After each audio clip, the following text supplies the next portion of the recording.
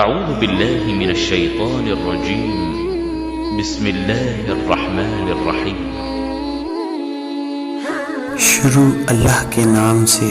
جو بڑا مہربان نہایت رحم والا ہے۔ ایک شخص حزام بن ابی کعب نے رسول اللہ صلی اللہ علیہ وآلہ وسلم کی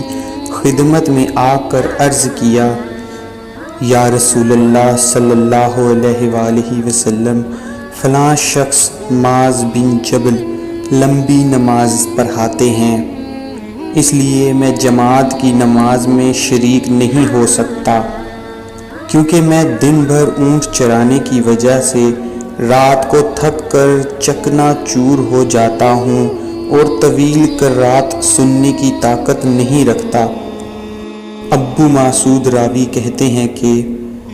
اس دن سے زیادہ میں نے کبھی رسول اللہ صلی اللہ علیہ وآلہ وسلم کو وعظ کے دوران اتنا غضبناک نہیں دیکھا۔ آپ صلی اللہ علیہ وآلہ وسلم نے فرمایا، اے لوگو،